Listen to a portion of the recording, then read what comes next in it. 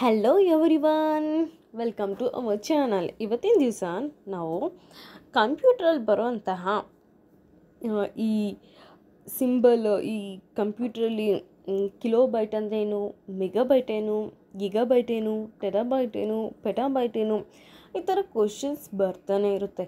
ಎಷ್ಟು M B ಇದೆ, 10⁻³ ಅಂದರೆ ಎಷ್ಟು, 6 ಅಂದರೆ ಎಷ್ಟು, ಆಮೇಲೆ 2⁻10 ಅಂದರೆ ಎಷ್ಟು, 2⁻20 ಅಂದರೆ ಎಷ್ಟು, ಈ ಥರ ಕ್ವಶನ್ಸ್ ಬರ್ತಾನೆ ಇರುತ್ತೆ.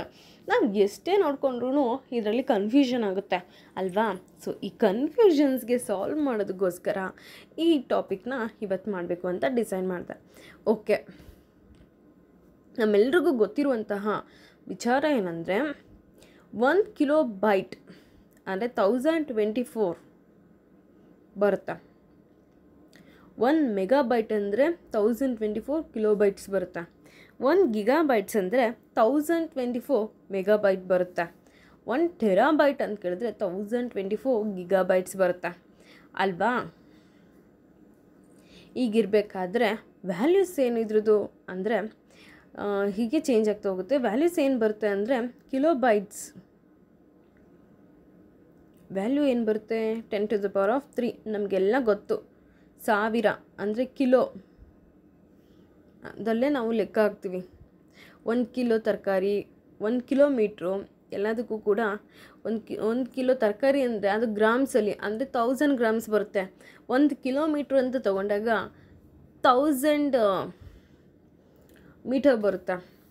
ಈಗ 1 ಕಿಲೋಬೈಟ್ ಅಂತ ಬಂದಾಗ 10⁻³ ಸೊ 3 zeros ಬರುತ್ತಲ್ವ ಕಿಲೋಗೆ, ಸೊ 3 ಬರುತ್ತೆ.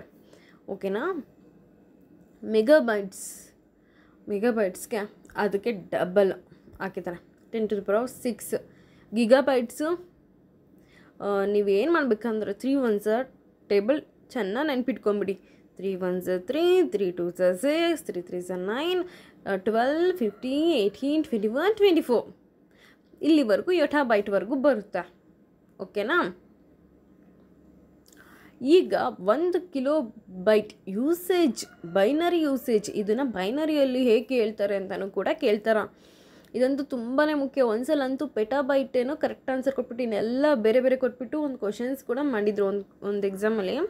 ಸೊ ಈ ಸಣ್ಣ ವಿಚಾರದಲ್ಲಿ ನಾವು ಒಂದೊಂದು ಮಾರ್ಕ್ಸ್ನ ಕಳ್ಕೊಬೇಕಾಗುತ್ತೆ. ಸೊ ಆ ಥರ ಕಳ್ಕೊಳ್ದಿರೋಂಗೆ ಹೇಗೆ ನಾವು ಎಲ್ಲದರಲ್ಲೂ ಮಾರ್ಕ್ಸ್ನ ಚೆನ್ನಾಗಿ ತೆಗಿಬೇಕು ಅಂದರೆ ಇದನ್ನು ನೆನ್ಪಿಟ್ಕೊಳ್ಳಿ. ಇವಾಗ 10, 20, 30, 40, 50, 60, 70, 80 ಒಂದೇ ಸಮ ಇದೆ ಅಲ್ವಾ?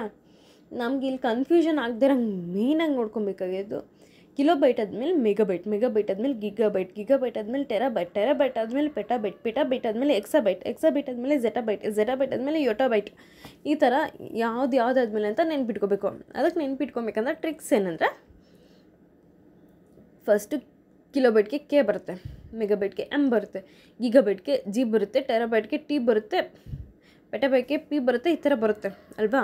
ಸೊ ಅದಕ್ಕೆ ಫಸ್ಟು KMG ಕಿಲೋಮೀಟರ್ ಅನ್ನೋ ಥರ ನೆನ್ಪಿಟ್ಕೋಬೋದು. ಕಿಲೋಮೀಟರ್ನ ಚೆನ್ನಾಗಿ ನೆನ್ಪಿಟ್ಕೋಬೋದು.